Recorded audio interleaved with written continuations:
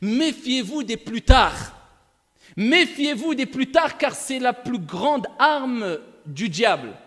Et Allah Jalla wa Ala dit dans le Coran, Hatta idha ja'a ahadahumul maut, qala rabbi irji'un, la'alli a'malu salihan fima tarakt.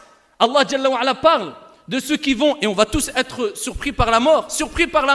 Lorsque la mort vient à l'un d'entre eux, il dit, ô mon Seigneur, Rabbi irji'un, renvoie-moi, redonne-moi une chance, remets-moi sur terre. Peut-être que j'accomplirai des œuvres dans ce que j'ai délaissé. Il a délaissé peut-être la prière, il a délaissé le pèlerinage, il a délaissé des choses il avait les capacités de les faire sans contrainte.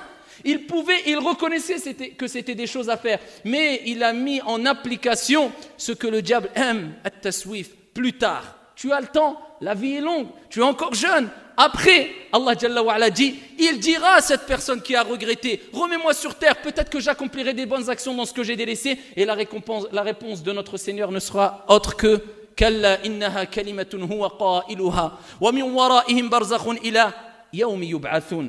Ce n'est qu'une parole vaine. Mais non, Dieu dira mais non, ce n'est qu'une parole vaine.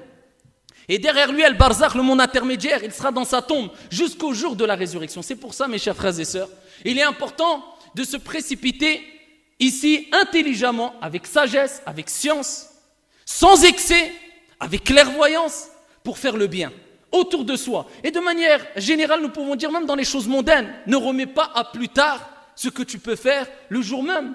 Donc c'est pour ça, Yoal Akhyar, qu'il est important de se précipiter, et on comprend bien ce que je veux dire par précipiter. Ce n'est pas de la précipitation aveugle, accompagnée d'excès, loin de la science, accompagnée d'ignorance. Non. C'est ici de se hâter, c'est mieux. Peut-être le terme hâter est meilleur. C'est se hâter à faire le bien.